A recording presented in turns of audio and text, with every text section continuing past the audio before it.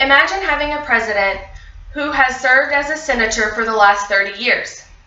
A man who should have political views down to a T based on the experience that he has had as a senator over the last 30 years. Bernie Sanders states that he wants free education for Americans. He also states that blacks are the issue with welfare.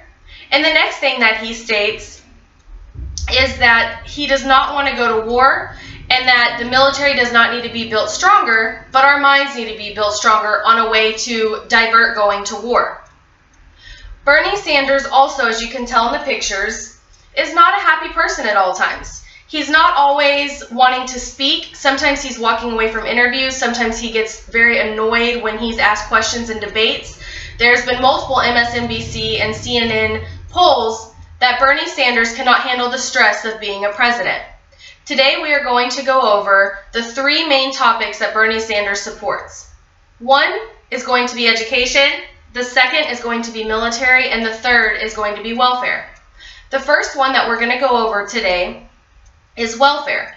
Bernie Sanders believes that because there are so many blacks on welfare, there is a racial blind spot in America.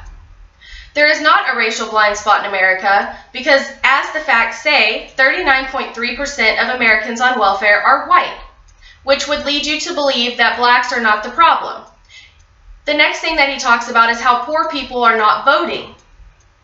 Well, Mr. Bernie Sanders, how would you know if the poor or the rich are the ones voting for you? When they go into the election, they do not go in and say, oh, I am broke and I cannot afford. They go in and they vote you or they vote another candidate.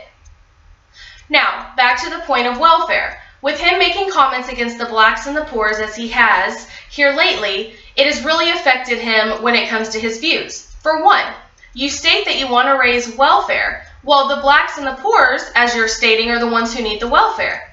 Unfortunately, based on the statistic that I talked about earlier, whites are the ones that need the help. So as a president, you have to love all of your people and you have to be involved with all of your people. If you're going to raise welfare, you're going to raise taxes, and you're also going to raise the debt that we already currently have in America. I propose, instead of raising welfare, why don't we help with job fairs? Why, Mr. President, as you're wanting to be, can we not find another way to help Americans instead of raising taxes and instead of blaming a certain race? Now, next, the next thing we're going to talk about is how the president wants free education. Bernie Sanders is quoted multiple times saying he wants to make education affordable. Unfortunately, we're not making it affordable, we're wanting to make it free based on the policies on his website. Free education sounds great to Americans, but we must remember that with free education comes higher taxes and a larger debt here in America. Americans cannot afford to have any higher debt and or to diminish their debts currently. President Bernie Sanders, as he wants to be, states that if he makes education free, we will be following multiple other countries who have made it free. Australia, for instance, has offered free education.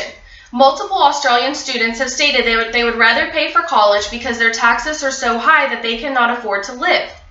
We must be able to afford to live, and we must be able to have education. The government already has a funding and plan that goes over the certain funds that we have for our colleges. So I propose, Mr. President, instead of going over and creating more debt, why don't we find an affordable solution with all the colleges that we currently have in our public school system?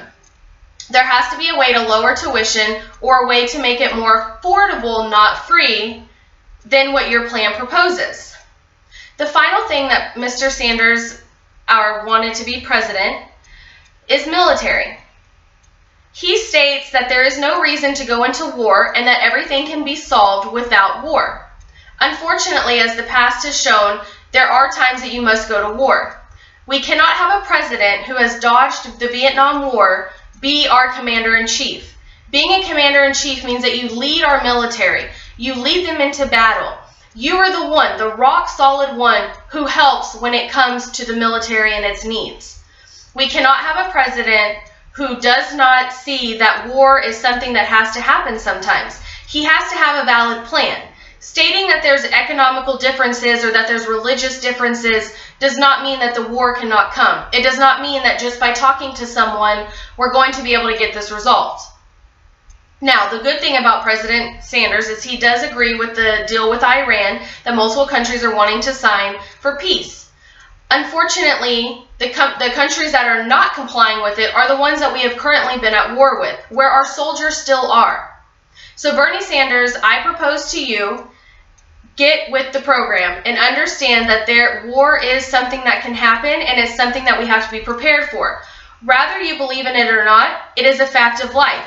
We can't just go in thinking that we're going to discuss and talk with countries, because clearly that has not worked in the past. The Cold War, World War I, World War II, the war in Iraq.